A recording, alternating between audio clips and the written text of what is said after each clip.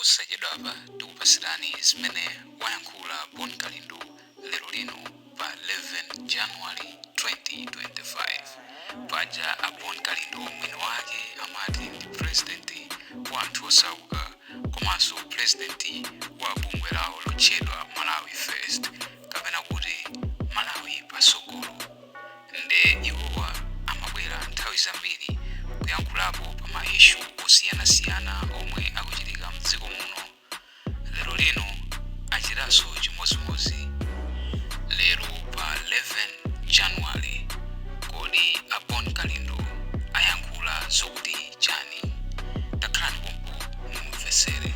The DC mwana woopsa kwambiri, mmodzi mwa Malawi amene samapanga mantha, amangoyima pa chilungamo makamaka pano pamene dziko lindira democracy. Zikusiyana ndi mbuyo muja pamene dziko linalira one party system, komano panopa ndi dziko la democracy ndipo ine ndimangoyima pa chilungamo, ine ndine chesaopa kumuziko amanditcha choncho.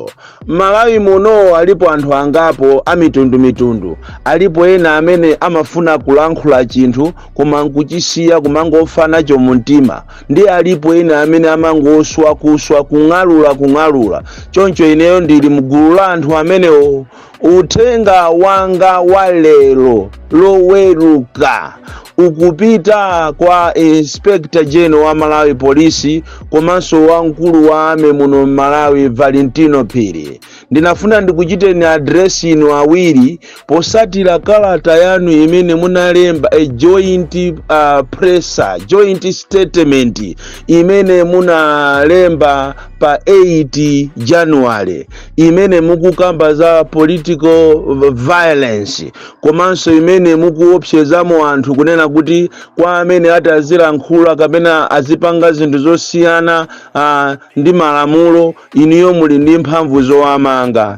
Ndafuna ndikuuzeni kunena kuti mmodzi mwa anthu amene amapangisa mademo kapena kulankhulapo muno Malawi zinthu zonyasa, mmodzi mwa iwo ndi ineyo.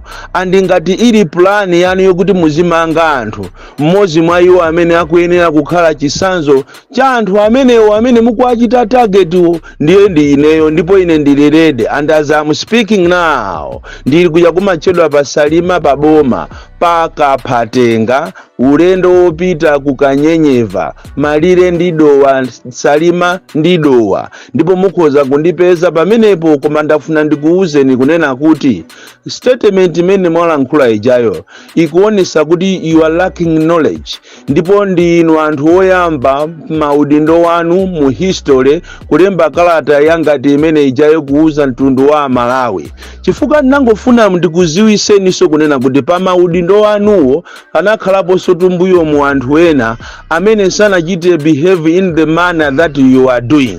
Kukhala wamkulu wa nkhondo kapena kukhala wamkulu wa polisi si passport kapena si platform yofuna kuopsezera anthu. Lafuna zimezi muziziwe straight away, because you can send military police kuzanimanga, but I don't care. Koma ningokuuzani chilungamo kunena kuti a constitutional arrangement ya Malawi munomo mupite mukawerenge nkutheka kuti mwina inuyo muli maudindo amene kumasimu kudziwa what you are there for, kapena what is the role of the army, what is the role of the police.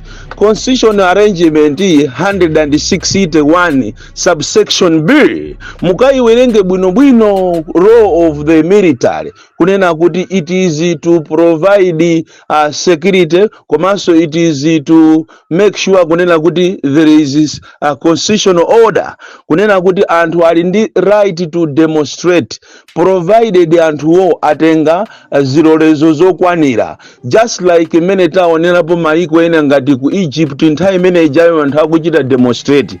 Behavior imene mukupangayi ikanakhala kuti kunali ku Egypt aja amene amapangira anthu demonstration yayo ya ku Egypt ya miyezi ndiye mutamanga ambiritu, mutapha ambiritu. And in fact iniyo simunayenera kupanga so joint statement ndi Marine Yoram.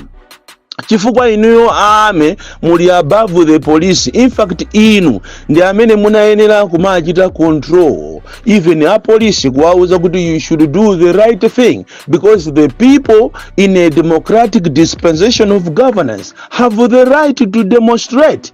Ndipo inuyo ndongo simukusamaliranso kamena simukuyenera muziwe kuti anthu akupanga demonstrate chani.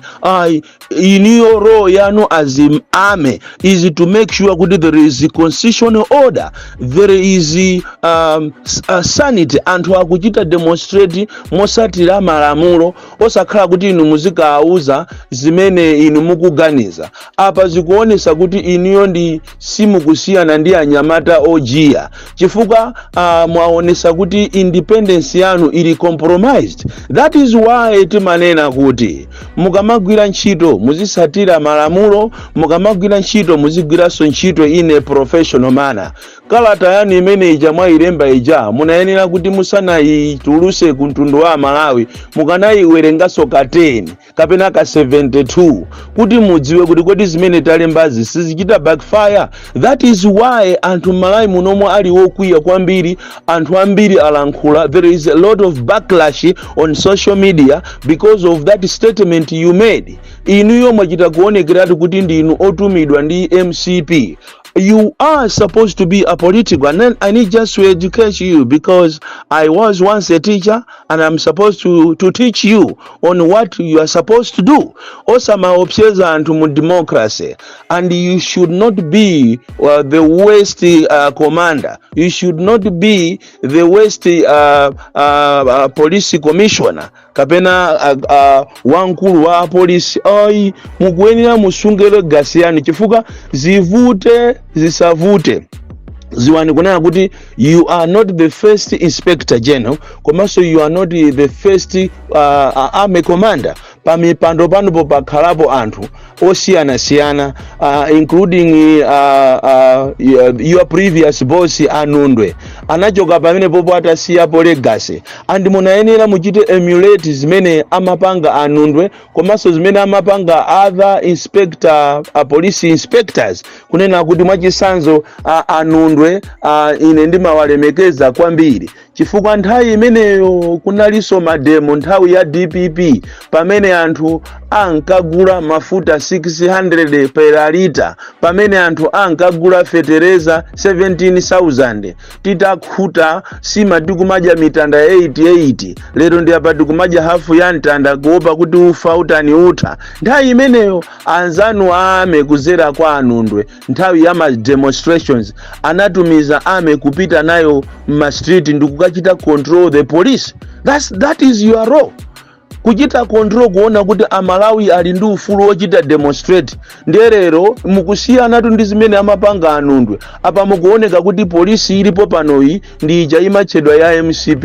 Komanso even ame ndi ija imachedwa ya MCP, because mukuoneka kuti you are now politicians. Yet you are supposed to be a political. That's one thing you must know. So mukamabwera ndi ma statement okhala ngati mufuna muziopseza Amalawi. Iyayi muziopseza omwewo kumangati ineyo ndi ine sinema opchezedwa. Ndipo I don't care who you are, whether you are the army commander or the Malawi police commissioner khandani kamazi chandani, zimenezo ndi maudindo anu. Koma ine ndifuna ningokuuza ni chilungamo kunena kuti nthawi yopsezana inatha. Kukhala inspector wa Malawi police si platform, kukhala wankulu wa ame si platform, si chida, si passport yofuna kumaopsezera anthu. Izimenezozo ndi zachibwana muzipanga kongo ku MCP ko, and pali ma institutions ambiri kapena ma department ambiri aboma amenenso anthu ake amachita acting ngati MCP. Mwachisanzo ku youth council, Malawi youth council, kuli wankulu kumene koko anapangisa meeting yoma auza anthu kunena kuti whether you like it or not, we are MCP, we fail ndi fa MCP, ndiye ngati muli ndi azipani zina konko muzikapanga kumeneko. Yeti yakulepheranso ngakhale kulipira anthu kumene koko kumagula magali moto amene sonkho ache ndi 13 million insurance yoka 13 million, and yeti masale zikulibe. And paliso ena ambiri mboma mumu amene ngati mwachisanzo ku MRA kuli wankulu wina amene akupanga ndale military yeti ma authorities sakumuchita question. Paliso director of education amene yonso ndi wa MCP koma sakumunena kuti banje ukupanga ndale. So tikudziwanso kunena kuti inu mukonzanso kukhalanso wamkulu wa ame koma muli wa MCP, wamkulu wa ku Malawi Police komanso muli wa chani, muli wa MCP. So musamalankhule ma statement okuti muziopsezazo a Malawi mu democracy. Ine ntchito yanu ndiyoteteza Malawi, ndiyoteteza ma demonstrators, mukanakhala madolo iniyo ame, mukanayimbira ayolamu ndikuwachita reprimand kuwauza kunena kuti zijamuna panga siku lijalo zinati nyasa ife ngati ame wasiya anyamata onyamula zikwanje kumayenda pamene pajabo munalephera ntchito yanu. So if you repeat that next time, if we come to take over just like mene anapangira ame nthawi imeneyo ali anda Nundwe anapita ndikukachita kumakateteza Amalawi ma citizens. Nthawi imeneyo nawonso a police so nthawi imeneyo akumagwira ntchito ngati anali achipani cha DPP. Kuma it was beautiful. Anabwera ame ndikuchita control. And iniyo Amalawi mukwenera muzimuthokoza Peter Mutharika uja chifukwa Peter Mutharika akanakhala ngati zinas bwezi pana moja atayambisa nkhondo right away. Koma Peter Mutharika is a statesman. Peter Mutharika analipay and I'm told kunena kuti even Nundu went there kukamuuza Peter Mutharika as a president kunena kuti what the police are doing munomo mweyambika anarchy, munomo mweyambika chaos, let us step in. And the army came in and stepped in to control. Yeye mufunda muziwa kucheza anthu mukanakhala madolo inuyo mukana trusa statement ya nyanja kunena kuti ifewe pakali panapati kufuna tipite tikachite control nyanja yathu. Mukanakhala madolo mukanapita madera ngati ku Mozambique kumene dera lina la Malawi linatengedwa ngati chaku Makanjira uko, chaku Mozambique border uko, chaku Nsanje uko, chaku uje ni ku Zambia uko, mukanakhala madolo osakhala kuti muziwo kucheza anthu iya. Palibe imene ndipo ndafuna ndikuyankha ndifaja alipo ena ama civil society ena komanso magulu ena chifukwa cha udindo wanu alephera kukuyankhani koma ine ndekha nde ineyo siningalole ma plan yanu mukufuna pamene tikuyandikira zisankho mubwerese tera mubwerese munomo nkhanza ma plan amene utaziwa and the meeting that you had with the president ndi anthu a MCP komanso ameki meeting imene jatenaiziwa. So tieni tipasane ulemu chifukwa tilipo anthu ena acheona patali amene so malamulo timawawerenga bwinobwino because in class motion nafe tinalowamo. And do not pretend as if else nafe so sitinapite ku sukulu, never. So don't take your position as a weapon yomafuna kuopsezera anthu, never. Ku Arab ku Egypt ku and other countries timaona ifeo ame akuchita control kuteteza anthu awo. That's what you are supposed or you are mandated to do. Osakhala kumbalemba a joint statement that is being draft or dalo, it means iniyo simukuziwa chimene mukupanga. So ngati imene iyo mafuna kuti muziuza military pamene anthu akupita kuzisankho kapena mwina mwaopsezedwa ndi misonkhano ya opposition ya Peter Mutharika ndena nga ya atupere ikayamba mpanga bwa popeza naye so atupere so ambaso naye ma whistle stop wake. Ndiye nthawi imene ija ya Peter Mutharika ija imene MCP amaenda nthawi imene ija pamene munkagulisidwa ndi Chilima muja malonda ovuta achakwera 10 osagudwa koma Chilima anakuta nini anakugulisani mwana osatopa mwana amazuka firiko loko kunyumba kwache kulowa mujimu ikamati 5 ali pansewu kumakagulisa chakwera. Lero mukufuna muzinyada muzizitenga ngati ndani inu mukuzitenga ngati ndani inuyo.